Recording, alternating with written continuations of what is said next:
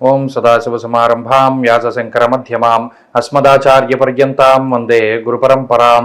జ్యోతిష్ శాస్త్రాన్ని భావితరాల వారికి ప్రసాదించిన ఋషుల యొక్క పాదపద్మాలకి నమస్కారం చేసుకుంటూ, అలాగే నాకు జ్యోతిష విద్యను నేర్పిన గురువర్యులు జ్యోతిష బ్రహ్మ కీర్తిశేషులు శ్రీ ఏరంకి సూర్యనారాయణమూర్తి గారు, సూర్యశ్రీ దైవజ్ఞ గారి యొక్క పాదపద్మాలకి నమస్కారం చేసుకుంటూ, ఓం శ్రీ మహాగణాధిపతి నమః, శ్రీ గురుభ్యో నమః, హరి ఓం.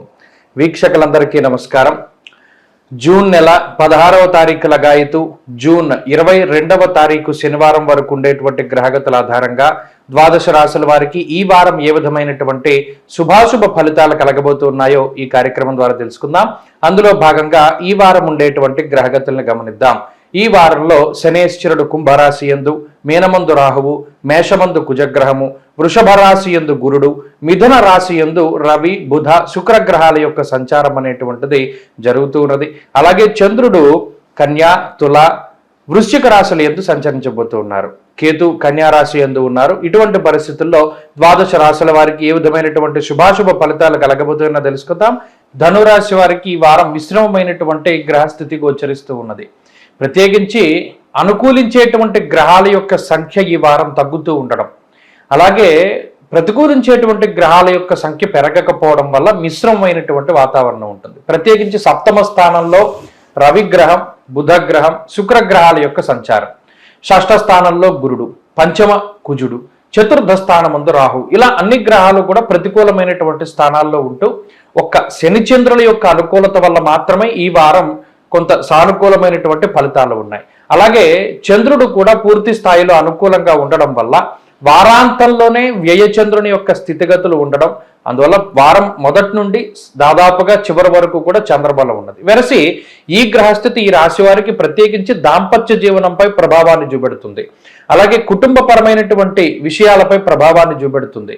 అలాగే పబ్లిక్ రిలేషన్స్, వ్యాపారము, అలాగే భాగస్వామ్య వ్యాపారాలపై ఎక్కువ ప్రభావాన్ని చూపెడుతూ ఉంటుంది. దానితో పాటుగా ఆర్థిక పరిస్థితులపై, సంతానంపై ఈ గ్రహస్థితి ప్రభావాన్ని చూపెడుతుంది.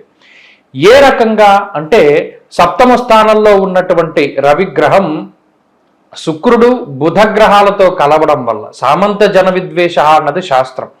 కావాలని మీతో తగువ పెట్టుకునేటువంటి వారి యొక్క సంఖ్య పెరిగిపోతూ ఉంటుంది. మీ తప్పు లేకపోయినా కావాలని మిమ్మల్ని ఇతను లేదా ఈమె చేసింది తప్పు అని 10 మంది చూపించేటువంటి పరిస్థితి. అలాగే జీవిత భాగస్వామి కూడా మీతోటి కొంత వ్యతిరేకంగా మాట్లాడుతూ ఉండడం, ఆ రిలేషన్షిప్ అనేటువంటిది కొంత మాట పట్టింపులతోటి ముందుకు సాగుతూ ఉండడం, సంతానానికి సంబంధించినటువంటి కొద్దిపాటి సమస్యలు, ఇలా మానసికమైనటువంటి అశాంతి ఈ వారంలో కొంత అధికంగా ఉంటుంది. అయితే ఈ గ్రహస్థితిని తగ్గించేటువంటి విధంగా శనిచంద్రులు ప్రభావాన్ని చూపెడుతూనే ఉంటారు ఎక్కడో ఒక్కడ ఈ గ్రహస్థితి ఇచ్చేటువంటి ప్రతికూలతలను తగ్గించడానికి. కానీ మీరు చేయవలసినటువంటి కృషి కూడా ఉంటుంది. ఈ గ్రహస్థితి ప్రభావం మీద పడకుండా ఉండాలి అంటే మౌనంగా ఉండాలి. ఎంత మౌనంగా ఉంటే మీకు వచ్చేటువంటి సమస్యలు అంత దూరంగా పారిపోతాయి, ప్రత్యేకించి ఈ వారం మాత్రమే.